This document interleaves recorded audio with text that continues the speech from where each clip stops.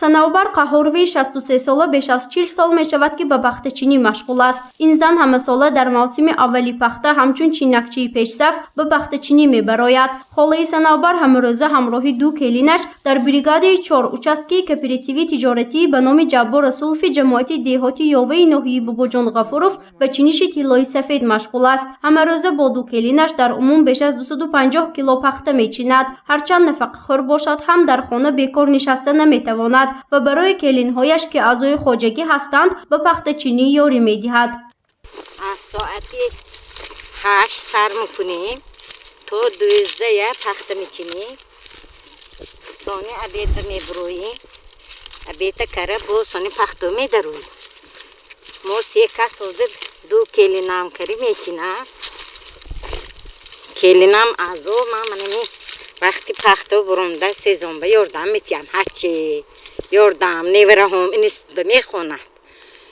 ҳарчи невараҳом ба ёрдам гуфта ёрдам метиям инқоҷа. имсол ҳосили пахта дар муқоиса ба соли гузашта хуб аст, мегӯяд холаи Санаобар. Сардорони хоҷагӣ барои 1 кило пахтии чида шуда 80 дирам пардохт мекунанд ва аъзоёни хоҷагӣ низ аз ин нархгузории масъулин қаноатманд ҳастанд, зеро нархи имсолии пахта нисбати соли гузашта 20 дирам гарон аст. қаҳрамони гузориши мо Санаобар Қаҳорова мегӯяд давоми 5 рӯз як маротиба маблағи пахтии чидаашонро мегиранд. хӯроки нисфирӯзӣ аз ҳисоби худамон, аммо сардорони хоҷагӣ бо чойи гарм сари вақт таъмин мекунанд, мегӯяд холаи Санаобар.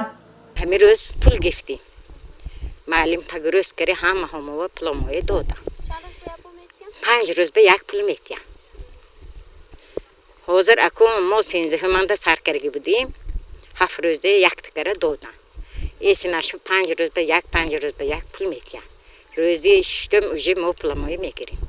мавсими пахтачинӣ дар вилояти Суғд аз ҷумла ноҳияи Бобоҷон Ғафуров шурӯъ аз санаи 13 сентябр оғоз шудааст. ҳоло дар майдони пахтазори бригадаи 4 участкии кооперативи тиҷоратии ба номи Ҷаббор Расулови ҷамоати деҳоти Ёваи ноҳияи Бобоҷон Ғафуров беш аз 80 нафар занҳои хоҳишманди ҷамоат ва аъзоёни хоҷагӣ ба пахтачинӣ ҷалб карда шудаанд. ҳисобчии бригадаи 4 Насимҷон Рустамов мегӯяд, имсол дар умум дар майдони беш аз 60 гектар пунбадона кишт карда шудааст. ҳоло чиниши аввали пахта дар майдони беш аз 10 гектар ба итмом расидааст. масъулин гуфтанд ки аз оғози мавсими пахтачинӣ аллакай беш аз 40 тонна пахта ҷамъоварӣ карда шуда ба хирмани давлат супорида шудааст. пахтачино аз соати 8 то соати 5 пахта мечинанд то бегоҳа. ҳама розӣ. нисбати соли гузашта имсол ҳозир ба ҳосил беҳтар. ба 1 килограмм пахтаи чида шуда 80 дирам ҳиссагузори каронсӣ. бино ба гуфти ҳисобчии бригадаи 4 Насимҷон Рустамов пахтаро моҳҳои апрел киш карданд. то шукуфтани ҳосил ба майдони пахтазор 8 маротиба об ва 3 маротиба озуқа доданд. аз ҳамин сабаб ҳосили имсолии пахта дар майдони пахтазори ҷамоати деҳоти Ёваи ноҳияи Бобоҷон Ғафуров хеле хуб аст. Омина Бобоева, як чинакчии пешсафи дигари ин хоҷагӣ, ҳосили хуби пахтаро ба тухми босифат вобаста кард. вай мегӯяд, дар чиниши аввал пахта хеле хуб шукуфтааст ва ҳоло пахтачинон ҳам бо ҳавас пахта чида истоданд. ҳосили пахти мо имсол нақс беҳад нақс сӯрт нақс даст ман дисодид беҳад пахта калон калоне набинед хуш рӯш тутаги ҳама ҳавасаш набинед чигитош пур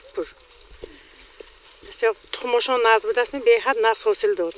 ҳама мо хурсаманд ҳама биромда чин достем. акун якум чинишамо ҳами рӯз 7 рӯз эси чин достем. имрӯз 80 рӯз нақс акун.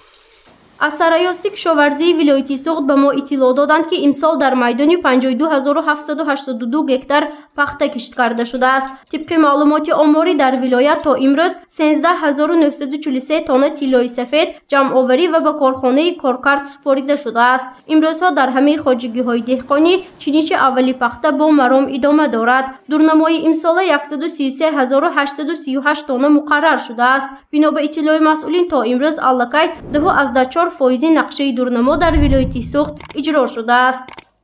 гузориши Фарзона Шамсиева, Наимҷон Аюбов барои барномаи иттилоотии Хабар.